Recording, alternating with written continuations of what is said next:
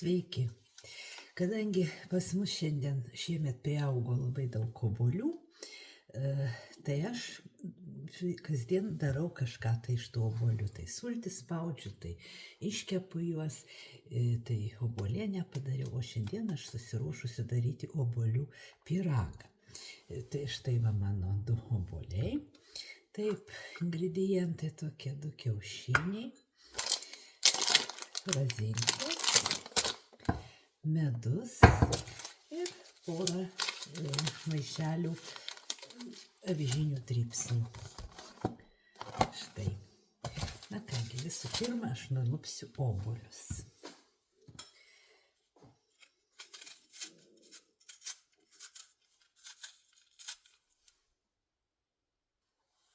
Na štai, nulupau obuolius ir juos supjau. Ir šitos obuolius sudedu dabar į dubenį.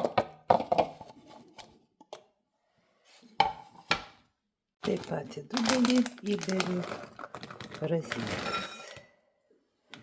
Štai taip. Štai į kitą dubenį subėriau dribsnius. Jie čia yra paruošti košiai. Ir dabar čia įdėsiu porą kiaušinių. Įmušiu porą kiaušinių.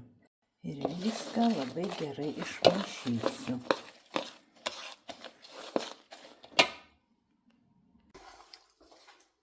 Į tą formą įdėsiu dabar kepimui skirtą popierių.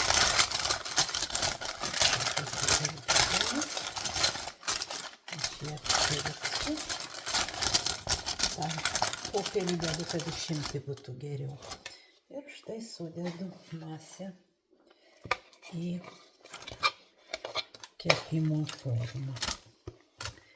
Mano forma yra maža, nes aš darau dabar nedidelį pyragą.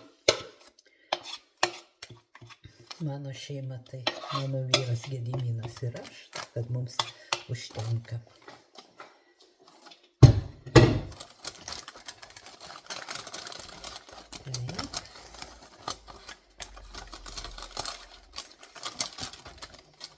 Pažiūrėsim, kas čia gausis.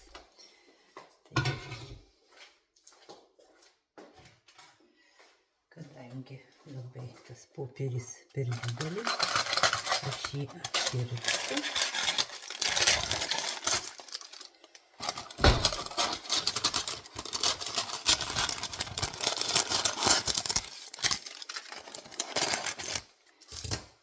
Ir taip.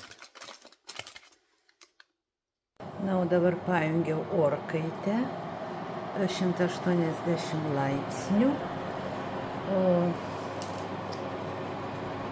ir įdedu pyragą.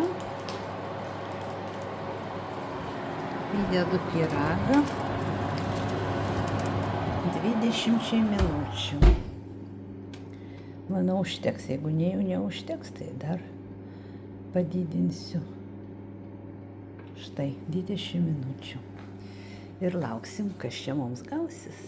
Štai mūsų pyragas jau iškepė, bet turiu prisipažinti, kad užmiršau vieną ingredientą. Šeimininkės, aišku, tuoj pat pasakys, kokią klaidą padariau. Aš čia neįdėjau kepimo miltelių. Pamiršau.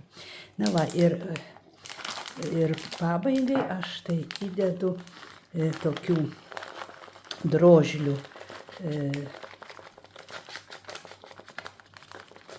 migdolų drožlių.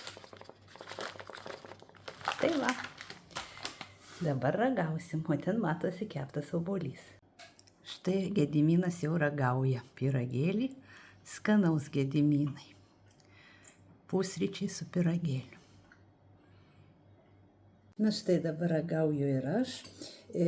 Paragavo Gediminas ir diskutuojam, kad priėjom išvados, kad visai čia tų miltelių ir nereikėjo, nes aš nesumaliau šitų dribsnių ir jie nesigavo kaip miltai, bet jie gavosi štai toksai va, parodysiu, toksai va pyragėlis, va, krenta mano gabaliukai obuolių. Va, taip kad toksai turbūt sveikuolių pyragas ir diabetikam tinkantis. Į sveikatą. Geros dienos jums.